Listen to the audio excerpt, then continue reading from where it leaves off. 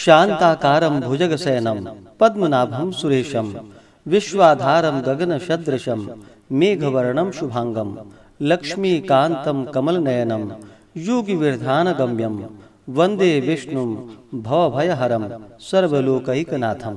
जय श्री हरि विष्णु, जय श्री राधे कृष्ण। आप सभी का आपके अपने YouTube channel VK Mishra present में बहुत बहुत स्वागत है। आइए आज आप सब सुनेंगे निर्जला एकादशी व्रत की कथा। आप सभी भक्तों को निर्जला एकादशी व्रत की ढेर सारी शुभकामनाएं। आप सभी के जीवन में लक्ष्मी नारायण की कृपा से आप सभी को सभी प्रकार के सुख और समृद्धि की प्राप्ति हो। ज्येष्ठ मास शुक्ल पक्ष की एकादशी को इसे निर्जला एकादशी और भीमशैनी एकादशी के नाम से जाना जाता है। यह व्रत सभी प्रकार के पापों को नष्ट करने वाली है। यह वर्ष भर में कोई अगर एकादशी ना कर पाए, केवल निर्जला एकादशी का व्रत ही धारण कर ले तो संपूर्ण एकादशियों का पुण्य फल प्राप्त होता है। यह व्रत जो कि बड़ा ही कठिन माना गया है। इस दिन निर्जला रह करके दिन रात्रि बिना अन्न और जल का रहना चाहिए। भगवान विष्णु माता लक्ष्मी का पूजन करना चाहिए। इस व्रत में जो कि दिन रात्रि अन्न और जल का त्याग करके रहना चाहिए। इस दौरान भगवान विष्णु माता लक्ष्मी का पूजन करना चाहिए, दान पुण्यों का कार्य करना चाहिए, कथा श्रवण करनी चाहिए। एकादशी की रात्रि जागरण करते हुए समय को व्यतीत करना चाहिए और अगले दिन जाकर के समय के अनुसार व्रत का पारण करना चाहिए। तो आइए सुनते हैं निर्जला एकादशी व्रत की कथा और अंत में जानेंगे व्रत के पारण समय के बारे में। अगर आप निर्जला एकादशी व्रत के उपलक्ष्य में ब्राह्मण दक्षिणा, अन्नदान, वस्त्र दान आदि के लिए देना चाहते हो तो आप अपने श्रद्धा और सामर्थ्य के अनुसार हमें डिस्क्रिप्शन में जाकर के वहां से गूगल पे, फोन पे या अकाउंट नंबर के माध्यम से आप अपने श्रद्धा और सामर्थ्य के अनुसार हमें ब्राह्मण दक्षिणा प्रदान कर सकते हैं। तो आइए सुनते हैं निर्जला एकादशी व्रत की कथा। तो बोलिए प्रेम से भगवान विष्णु की जय, माता लक्ष्मी की जय, एकादशी माता की जय, सर्वदेवी देवता की जय।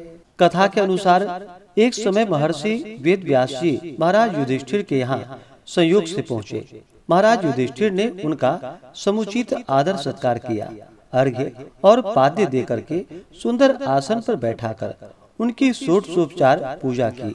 जब महर्षि सब प्रकार से निश्चिंत होकर बैठ गए, तब भीमसेन ने हाथ जोड़कर उनसे कहा कि हे भगवान, मैं बड़ी आपत्ति में पड़ा हुआ हूँ, दया करके आप मुझको इस आपत्ति से बचाइए। भीमसेन के ऐसे वचन को सुनकर महर्षि व्यास जी ने हंसते हुए पूछा, क्या बात है भीम, निसंकोच मुझसे कहो।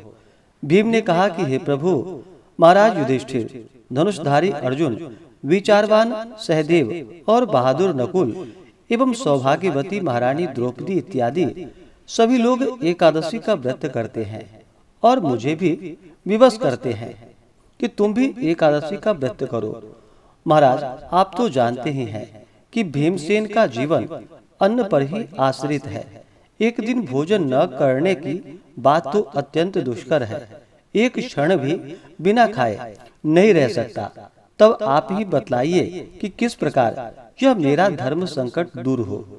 भीमसेन के ऐसे वचन को सुनकर व्यास जी ने कहा, मानव धर्म की संपूर्ण कथा तो मैं तुमको सुना चुका हूँ, साथ ही वैदिक धर्म की कथा तुम्हें समुचित रूप से सुनाई है और यह भी बतलाया है और समझाया है कि कली काल में वे समस्त धर्म कार्य करना असंभव नहीं तो कठिन और दुष्कर तो जरूर है। अस्तु मानव जीवन के कल्याण के निमित्त मास मास की कृष्ण पक्ष एवं शुक्ल पक्ष की एकादशियों का व्रत अवश्य ही करना चाहिए। बिना इन व्रतों को धारण किए प्राणी मात्र का कल्याण नहीं होता।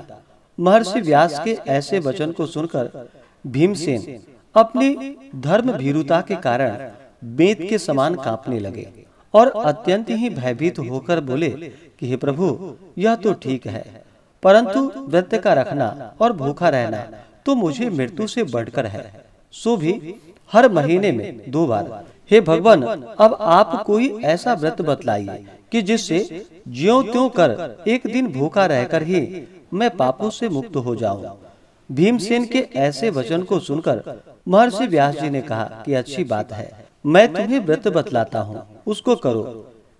इस एक ही व्रत का पुण्य फल मास मास की समस्त एकादशियों से बढ़कर होगा। महर्षि के ऐसे वचन को सुनकर भीमसेन प्रसन्न हो गए और हाथ जोड़कर कहा कि हे प्रभु, कहिए और शीघ्र कहिए कि वह कौन सा व्रत है। महर्षि ने कहा कि व्रत ज्येष्ठ मास के शुक्ल पक्ष की निर्जला एकादशी का है।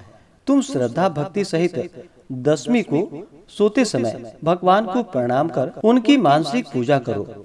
हाथ जोड़कर अपने मन में इस प्रकार संकल्प करो कि हे प्रभु, कल मैं ज्येष्ठ मास के शुक्ल पक्ष की निर्जला एकादशी का व्रत करूंगा। मुझे शक्ति दो कि मैं अपने व्रत को पूर्ण कर सकूं। इस प्रकार प्रार्थना करके सो जाओ। दूसरे दिन निर्जला एकादशी का दिन होगा। बिना खाए पिए निराहार और निर्जल रहो, यहाँ तक कि आचमन इत्यादि में भी जल ग्रहण न करो। इस व्रत के प्रभाव से स्त्री हो अथवा पुरुष, सभी के मंदराचल जैसे भीषण और महान पाप भी अवश्य ही नष्ट हो जाते हैं। इस व्रत में गोदान का बड़ा महत्व है, अर्थात गोदान अवश्य करना चाहिए। यदि कोई गोदान देने की सामर्थ्य न रखता हो, उसे तांबा, पीतल या मिट्टी का पानी भरा हुआ घड़ा, उसमें थोड़ा सोना छोड़कर और उसे नवीन वस्त्र में लपेट ब्राह्मण को श्रद्धा और भक्ति पूर्वक दान करना चाहिए।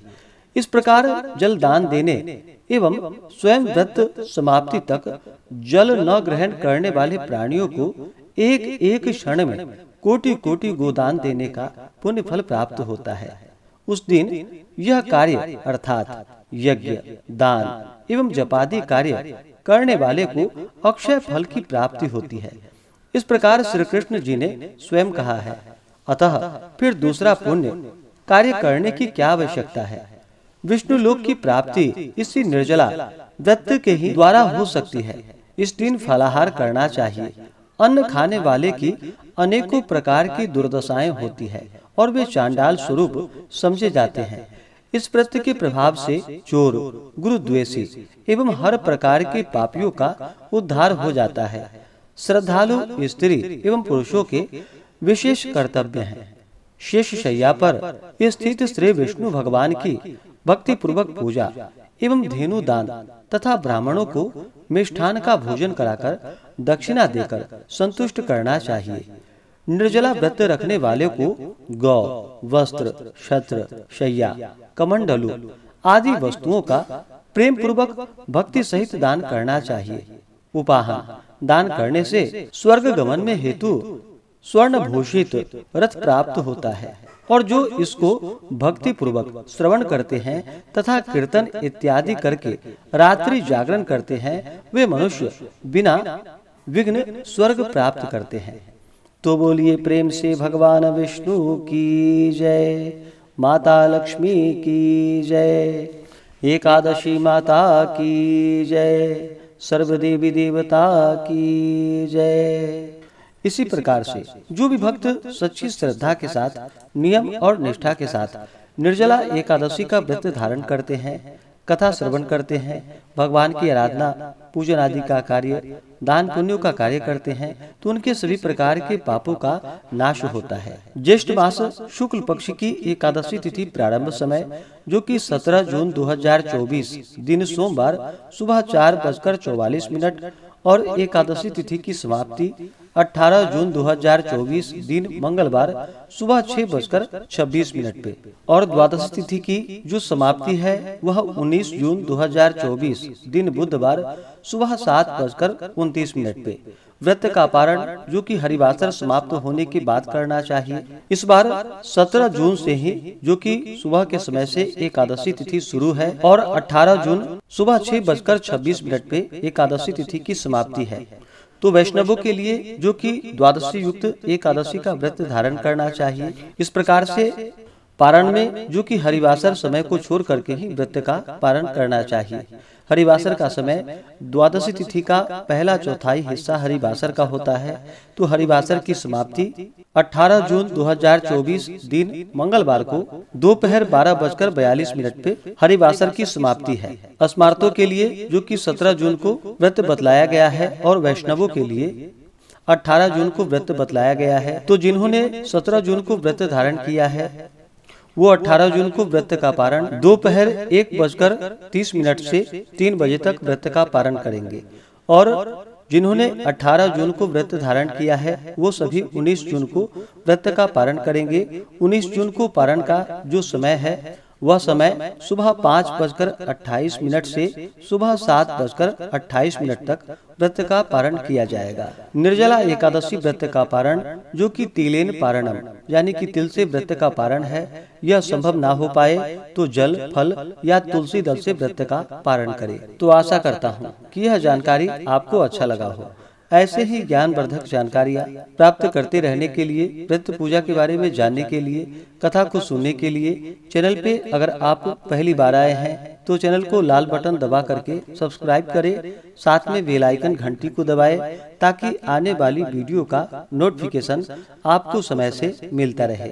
वीडियो को लाइक करें, शेयर करें। सुखी रहें और स्वस्थ रहें। जय श्री राधे कृष्ण। धन्यवाद।